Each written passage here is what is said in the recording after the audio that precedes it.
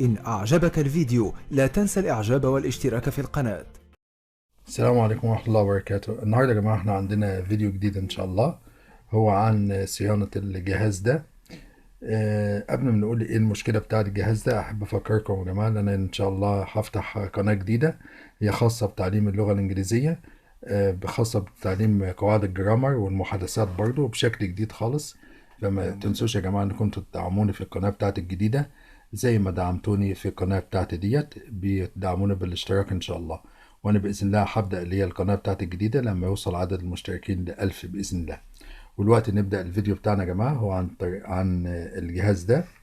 الجهاز ده هو باناسونيك. هو فيه مشكله، انا عارف مشكلته، اللي هي المشكله بتاعته اللي هو طبعا الكاسيت مش شغال، بالإضافة إن الصوت كان الراديو ولا حتى اللي هو كاسم الشغال عموما، صوت الراديو عالي جدا على أقصى حاجة. يعني معنى كده في مشكلة في مفتاح الصوت ده، أو ممكن ما يكونش في المفتاح نفسه، ممكن تكون المشكلة موجودة في الدايرة نفسها.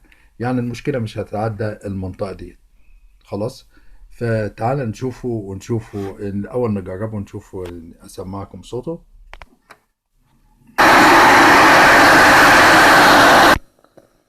زي ما انتوا سمعتوا يا جماعه، الصوت عالي جدا، هو الصوت متعلق على الاخر معانا الموطيه خالص اهوت. ده العيب بتاعه، والسماعه التانيه دي مش شغاله. فاحنا هنفتح ونشوف بقى ايه المشكله، ونشوف الكاسيت بالمره، ونحاول ان احنا نرجعه باذن الله. ان شاء الله لو اتصلح باذن الله نحاول ان احنا نرجعه لحاله المصنع التاني. يا جماعه الجهاز من جوه للاسف كان مليان جوه كله صراصير، وحالته سيئه جدا، حتى لسه فيه صراصير. انا عرفت يا جماعه ايه المشكله. بص المشكله ايه، في واحد غبي فعلا، ده ما يعملهاش الا واحد غبي يعني. لحم السلوك كلها اللي طالعه من اللوحه ديت، شايفين اللوحه ديت ماشي، في السلوك اللي هي طالعه منها متوصله بالبورده، قام لحمها كلهم زي ما انتم شايفين، لحمهم ببعضهم، شايفين؟ ده غباء ده يا جماعه، ده مش تصليح، ده غباء.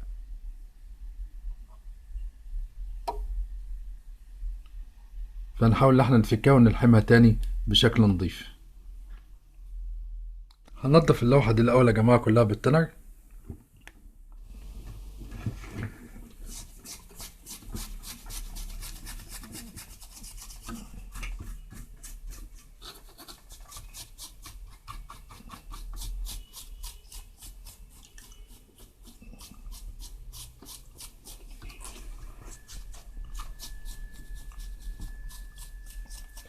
بعد كده يا جماعه لازم اديها فتره عشان تنشف. ما ينفعش احط المكوه السخنه على طول على تنر، لان التنر طبعا قابل للاشتعال زي ما انتم عارفين. No, I have. So I can't use. بعد ما شلت يا جماعه اللي هو التوصيله اللي هو كان عاملها، اللي كان شغال في الجهاز ماشي، بدات ان انا اقيس اللي هي الوصلات من هنا لهنا، فهي كلها مظبوطه. قستها بالافوميتر وكلها مظبوطه. بنجيب اللي هي الافوميتر على اللي هي على الصفارة، ونبدأ اللي احنا نقيس، فكلها الوصلات مظبوطة وفصلنا. وبعدين بجرب تاني، فبرضو في صوت المرة دي، في صوت، بس طبعا المفتاح دي كلها ما بتشتغلش، والصوت واطي جدا. يعني طبعا انتم مش سامعينه بس انا سامعه، صوت واطي جدا جدا جدا. فترى تبقى ممكن تبقى المشكلة من ايه تاني؟ هي المشكلة هو طبعا لما ما وصلش العيب فملحم دول كلهم في بعض، فطبعا جاب اللي هي الصوت العالي. ايه المشكلة؟ اتمنى ما يكونش الاي سي ده، لان ده طبعا ملوش وجود. يعني اي ان 7332 كي ما عنديش زيه، وصعب ان انا الاقيه يعني. فاتمنى يكون المشكلة مش منه، تكون المشكلة حاجة تانية. هو انا شكي اللي هي تبقى ممكن تبقى المشكلة في مقاومة، ماشي. يعني الشك بتاعه ممكن تبقى ان في مقاومة، لان احنا عملنا الجهاز ده قبل كده، صلحناه اللي هي سي اس 720 ده بالذات الباناسونيك، ودايما كان فيه اللي هي العيب اللي هو التصنيع ده عيب تصنيع. بيبقى فيه اللوحة ديت بيبقى فيها مقاومة ضربة اللي هي جنب الفوليوم كنترول. طبعا اللي انا شايفه اللي هو يمكن أنا معرفش كان غير الفوليوم كنترول، بس هو مغيروش. هو كل الشخص اللي كان شغال اللي هو عامل اللي هو وصل اللي هي الاطراف دي كلها ببعضها، فيجيب صوت عالي وخلاص، ما بيوطاش ولا بيعلى. ده اخره اللي هو بيعمله. فاحنا دلوقتي ماشينا اللي هي الوصل اللي هو عملها، الصوت موجود وواطي جدا. طبعا حتى في الهيدفونز انا جربت سماعة اللي هي الهيدفونز برضو الصوت نفس العملية. جربت الهيدفونز الصوت واطي جدا. فدلوقتي هنشوف ايه ممكن تبقى ايه المشكلة. خلاص.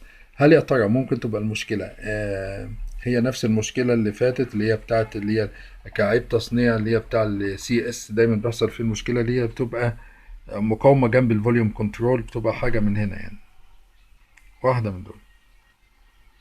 فأنا مش شايف أي حاجة مش طبيعية، بس عموما إيه هنحاول نشوف.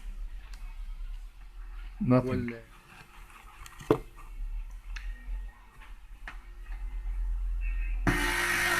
Yes. So it is here. One of these. هنا.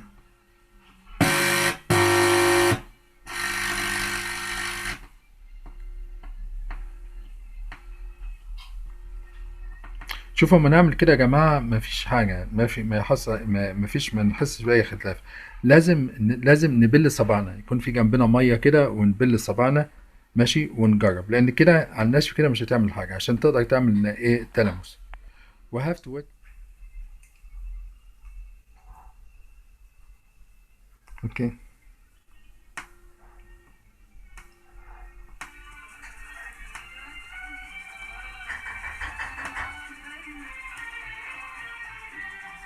Can you see the difference?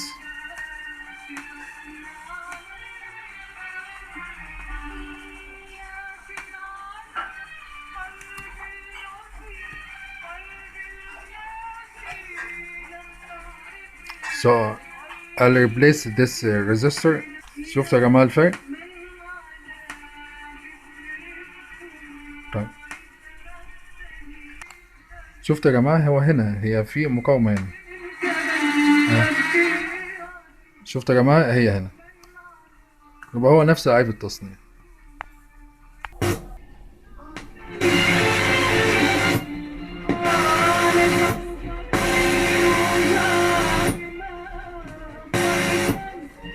So it is the first resistor. المقاومة الأولى ده يا جماعة دي نغيرها ونشوف.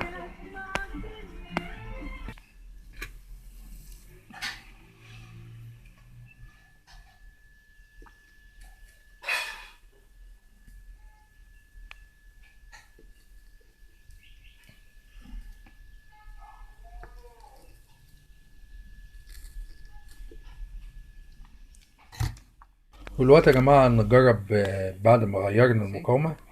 بسم الله الرحمن الرحيم.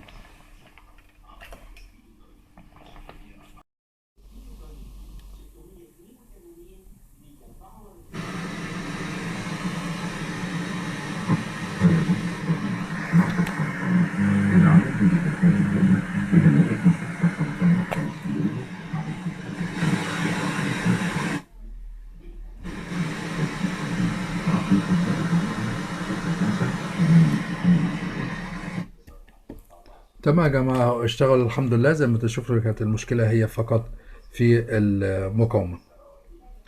والوقت يا جماعة نحاول نقفله تاني ونشوف بقى مشكلة اللي هي ايه الكاسيت.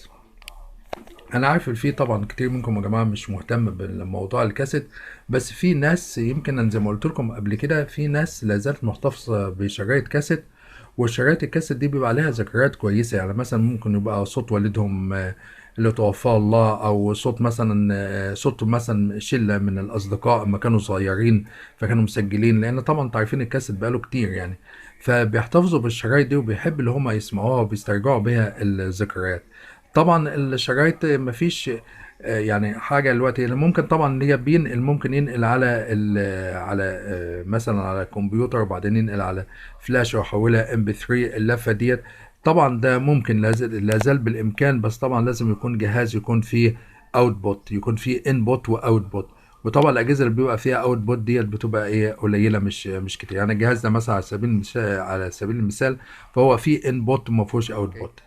في على فكرة يعني الموضوع برضه يا جماعة عشان تبقوا عارفين اللي هي الفرق برضه بين حتى لو انت نقلت اللي هي الذكريات بتاعتك او وات ايفر اللي كان عندك على التيبس، لو انت نقلته على اساسا على ام بي 3، فبرضه اللي هي مجرد الترتيب، يعني مثلا الترتيب اللي هي بتاع المقطوعات الموسيقية أو الأغاني على الشريط كان بيمثل لمعظمنا حاجة معينة. يعني هو كان متعود اللي هو يسمع مثلا المقطوعة الموسيقية دي وبعدها المقطوعة الموسيقية دي وبعدها المقطوعة الموسيقية دي وهكذا، أو الأغنية دي وبعدها الأغنية. الترتيب نفسه بيعني للشخص شيء، أو بيعني له ذكرى كويسة.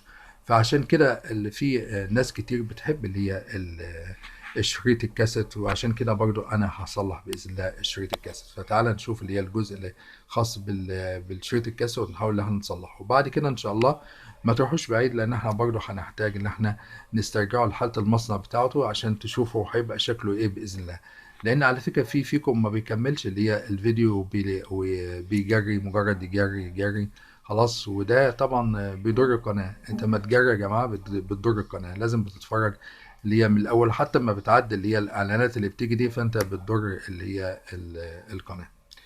anyway، هو طبعا انتوا زي ما انتوا عارفين يمكن اللي هي يعني 90% من الغرض من القناة بتاعي هو تعليمي، مش بغرض اللي هي المادة. لان لو انت المادة لا تذكر، يعني لا تذكر نهائي خالص يعني.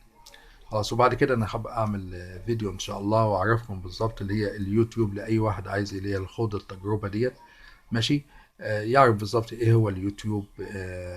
وانا هعمل طبعا الفيديو هبقى اسميه ان شاء الله اليوتيوب بين الوهم والحقيقة. وزي ما انتوا اتعودتوا دايما مني اللي هي الصراحة، انا برضو هبقى صريح في الموضوع ده جدا. وبرضو ما تنسوش يا جماعة، انا باذن الله مش هقفل القناة ديت. ما هفتح القناة التانية ان شاء الله بتاعت اللي هي بتاعت تعليم اللغة الانجليزية. هي هتبقى دي موجودة ودي موجودة، بس اللي هي اللغة الإنجليزية هتبقى هي الأساس بالنسبة لي، لأن طبعا أنا عايز أعلم الناس حاجة. يعني الحمد لله أنا عندي الله سبحانه وتعالى أنعم عليا وهبني علم، فأنا عايز أوصله للناس بدل ما الواحد طبعا يموت بيه، ما بوصلوش لحد. خلاص. ف الله المستعان. يا ريت يا جماعة ما تنسوش إن شاء الله إنكم انتوا تدعموني في القناة بتاعتي الجديدة، اللي هي اللينك بتاعها موجود تحت اللي هي الاسم او عنوان الفيديو. دلوقتي هنشوف نجيب اللي هي القطعة بتاعت الكاسيت، ونشوف باذن الله ان احنا نحاول ان احنا نصلحها. فلوس. انا هبدل السرين دول يا جماعه لانهم مفكوكين شويه، ولاحظت هنا اللي فيه السلك اهو مقطوع اهوت بتاع الهيد، شايفينه يا جماعه؟ السلك مقطوع.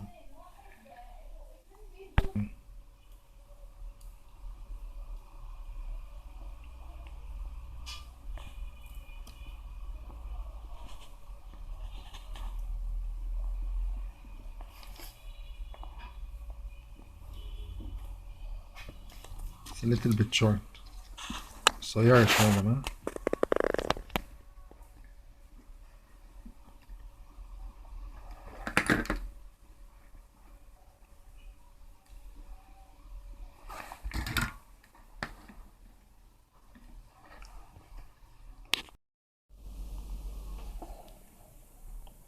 تمام كده يا جماعة. طبعا نرجع الحاجات دي كده تاني، نحطها في العلبة ونشوف نفصل ده كده، ونرجع كل حاجة تاني.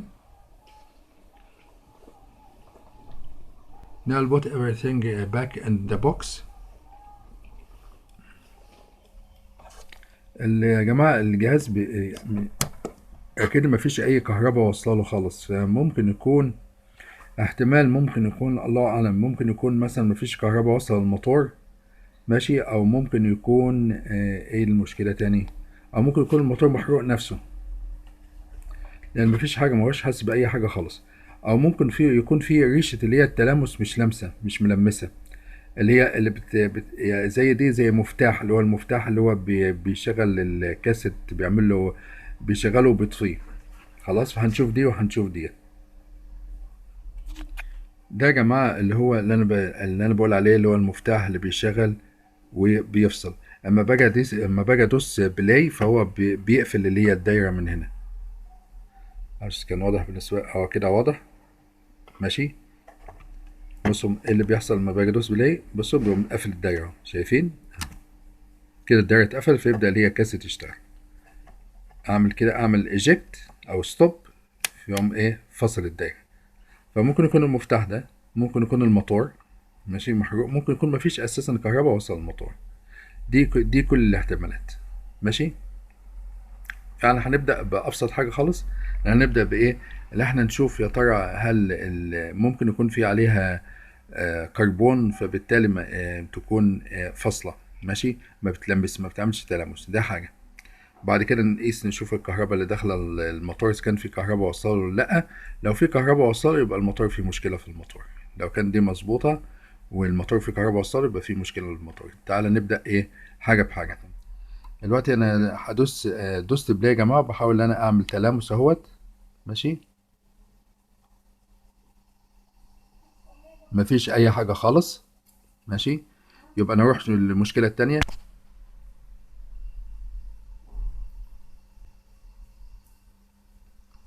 There is AC going to the motor. It is 6 volts. So there's something to do with the motor itself. في مشكله يا جماعه في دلوقتي، في احنا قسنا اهوت في 6 فولت رايحين للموتور، معنى كده ان في مشكله في الموتور نفسه. خلاص طيب، اول حاجه هنعملها اللي احنا هنعمل ايه، اللي احنا هنشيل السير ماشي، ونحاول ان احنا نشغل ماشي كده. تعال نشوف بقى، نجرب يا جماعه. دي شغاله كويس. The rondelle is working alright. Okay. The belts are alright. بالنسبه للسرعه كويسه والرondelle هي بتلف كويس، يبقى هو الموتور. تعال نشوف نجرب بقى الموتور. Let's try. شايفين يا جماعه هو اشتغل اهوت، بس فيه صوت عالي جدا. خلاص هنشوف نرشه WD-40 ونشوف الاخبار ايه.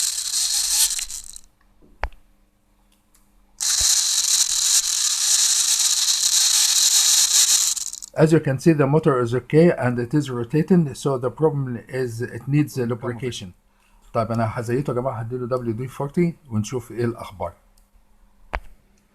طب انا هرش WD-40 يا جماعه، لازم ان انا ايه افك الموتور.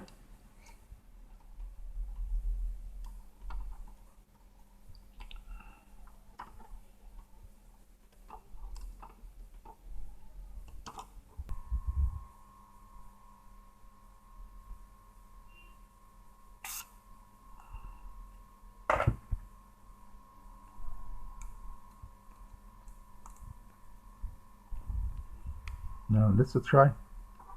نحاول تاني كده يا جماعه. شايفين الصوت بقى اهدى تماما اهو.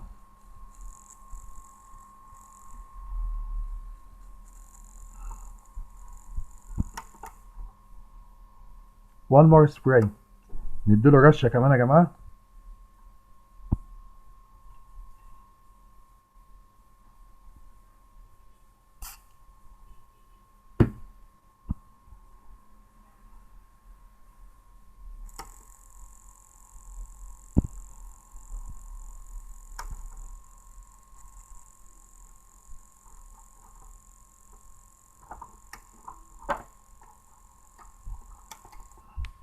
ماشي، نرجع تاني يا جماعه نجرب بقى. دي 40 في يا جماعه برضو اللي هي الرندله معشقه شويه، فعشان اللي انا ارشها لازم اشيل اللي هي الورده ديت عشان اقدر اطلع الرندله وارش، لان هي برضو تقيله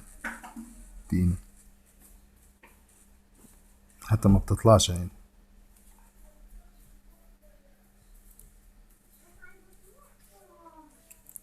شايفين تقيله جدا ما بتطلعش. انا هنا هعمل ايه، هرش.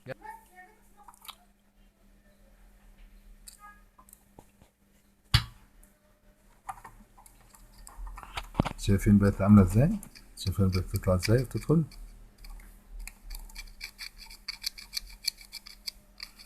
تمام كده بقت خفيفه خالص اهيت. نرجع تاني بقى الورده زي ما كانت.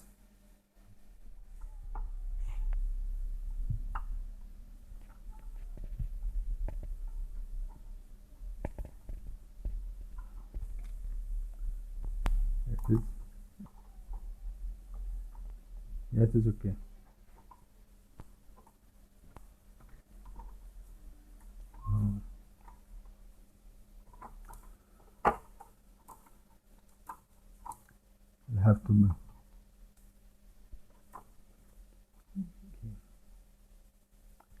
البول باك ذا تو بيلتس.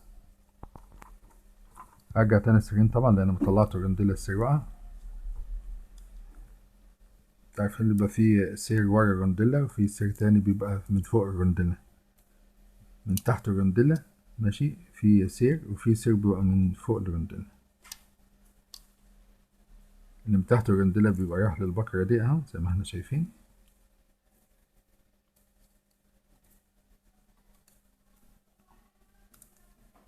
ومن فوق الرندلة بيروح للموتور. تمام. بس زي ما انتم شايفين طبعا الهيد متسع جدا، وبرضو اللي هي البنش رولر ديت محتاجة اللي هي تتنضف. هنضفهم بايه؟ ممكن اودو كولون او ماء كولون يعني، او ممكن سيبرتو. We can clean them with either eau de cologne or alcohol, both the head and the bench roller. الوقت في عندنا مشكلتين تانيين يا جماعة، اللي هي ايه؟ اللي هي البكرة ما بتلفش، واللي هي برضو اللي هي البنش رولر دي ما بتلفش. البنش رولر ما بتلفش، عارفين المشكلة بتاعتها؟ لان ايه؟ هي الكاسة ركن لمدة طويلة، فبالتالي عملت حز كده في الرونديلا، في قصدي في البنش رولر دي. فالبنش رولر دي محتاجة اللي هي ايه؟ تتغير. المشكلة التانية بقى ماشي ممكن تكون مشكلة سوستة، لان هو هنا عندنا الموتور بيلف اهو زي ما احنا شايفين خلاص، بس عندنا اللي هي البكرة دي ما بتلفش. اوكي طب دلوقتي هنعمل ايه يا جماعة؟ احنا هنشيل اللي هي الرونديلا تاني ونشوف ايه المشكلة او فين السوستة اللي هي الضايفة. المشكلة هنا يا جماعة الترس الابيض ده مكسور مفلوق نصين. This is the problem. This gear, this white gear is cracked.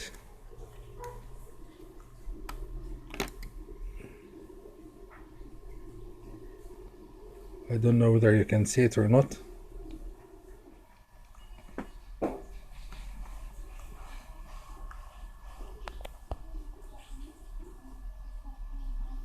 There it is. Can you see it?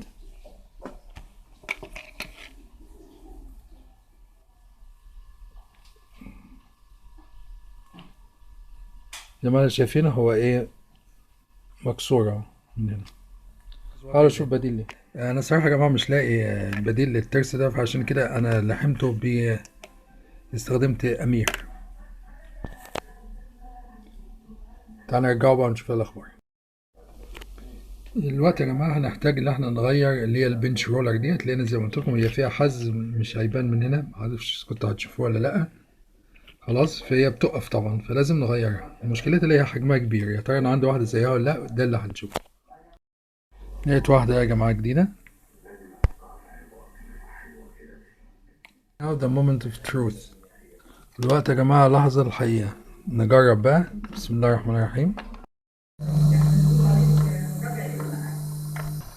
طبعا عارفين الزنة ديت من السوستة دي. بصوا يا جماعة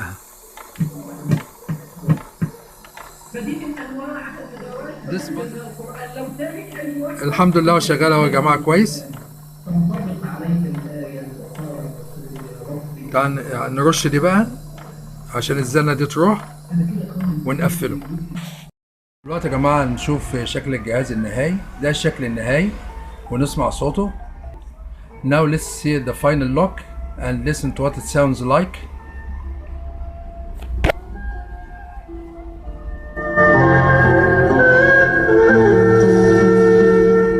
بسم الله الرحمن الرحيم. المستمعون الأكارم، بداية لله الحمد والمنة، ثم الصلاة والسلام على رحمة الله للعالمين سيدنا محمد وعلى آله وصحبه أجمعين. من هنا عبر صوت من الله اجتنبوا كثيرا من الظن إن بعض الظن إثم. صدق الله العظيم. أحمر وأخضر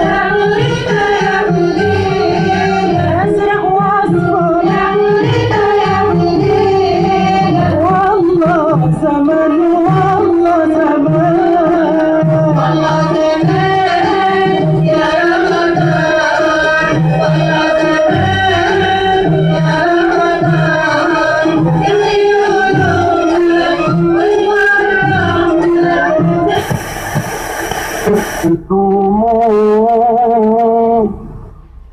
دلوقتي يا جماعه دي كانت نهايه الفيديو بتاعنا. اشوفكم ان شاء الله في فيديو جديد مع حاجه جديده، والسلام عليكم ورحمه الله وبركاته.